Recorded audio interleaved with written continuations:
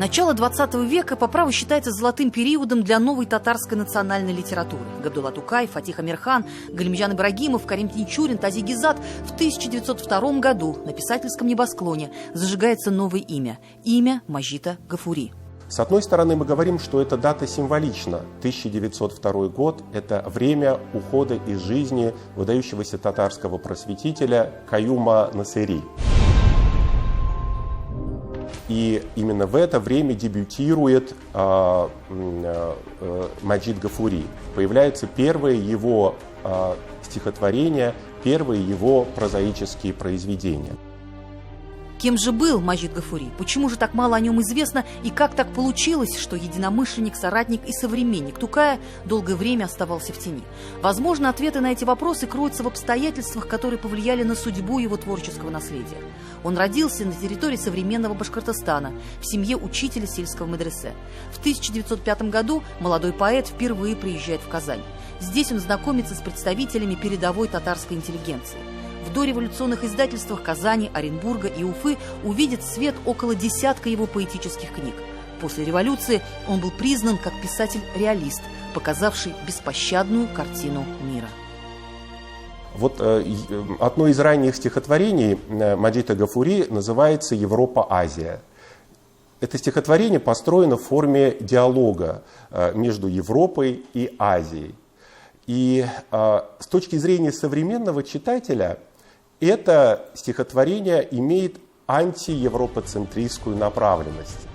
Он выходит далеко за пределы татарского мира. Его волнуют вопросы колониальной политики европейских государств по отношению к восточным народам, положение мусульманских народов в мире. Во многих своих стихотворениях Маджид Гафури ставит вопрос о судьбе татарского языка. Все его творчество пронизано этим служением нации. Безусловно, тут возникает вопрос, какова же была его литературная национальная идентичность.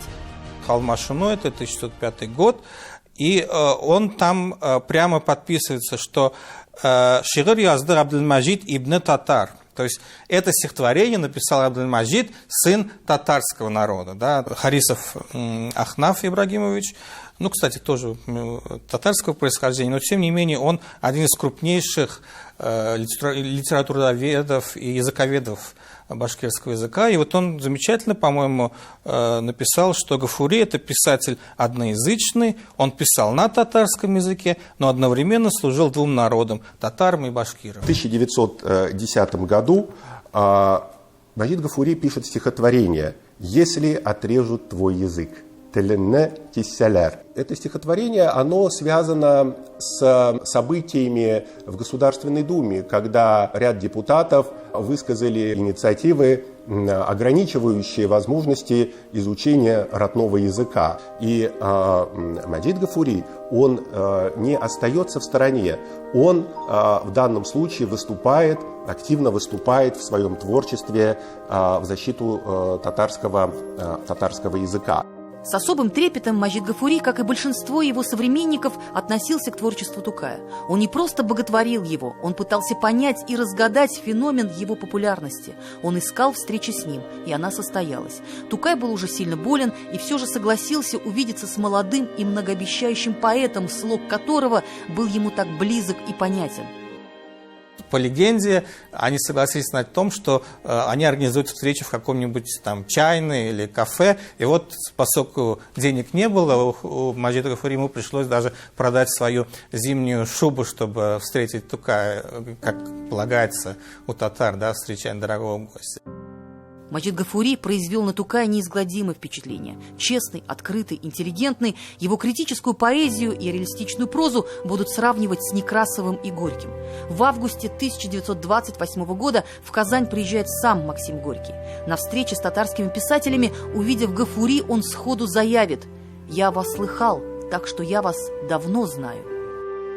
Если мы вспомним, Некрасов был голосом русского крестьянства считался, то Маджида Гафури по праву можно назвать голосом простого татарского народа.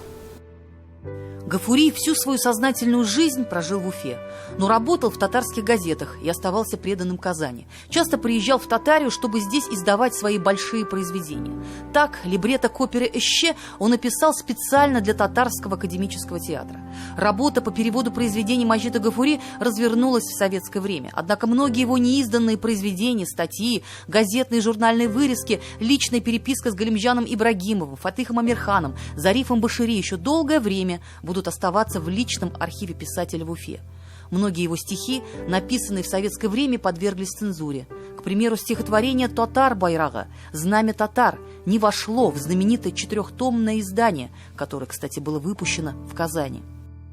Шушы татарның язмышын, Россия ішіндегі язмышын ул үзенчәлекле итеп биргән. Мин бу әсәрне керттем, үз урынында урнаштырдым һәм нәшриятка ул язманы төшеп киткәчтен нәшриятта карадылар да, юк, бусы ярамый, татар байрагын алып ташларга кирәк диделәр. В 40-е годы прошлого века сотрудник отдела рукописи и текстологии Вали Хазиев с целью изучения творческого наследия Маджида Гафури направляется в Уфу. По возвращению в Казань он принимает сына Маджида Гафури Анвара Гафури, который привозит с собой целый чемодан с бесценным наследием великого татарского поэта. Отец завещал передать это именно Татарстану. Передавая вот эти материалы сотрудникам ИЯЛИ, он сказал, что все произведения отец писал на татарском языке, и ни одно произведение здесь не написано на башкирском, и поэтому он завещал после своей смерти все это перевести в Казань на хранение в одно из научных учреждений. Маджид Гафури в 1923 году был удостоен звания первого народного поэта Башкортостана. В Уфе работает музей Маджида Гафури. В Казани проводятся поэтические вечера поэта. Его называют классиком татаро-башкирской литературы. Его именем названы улицы в 2 республиканских столицах. Но Маджид Гафури был и остается истинным татарином башкирской земли. Ильзира Юзаева и Андрей Кузьмин. 7 дней.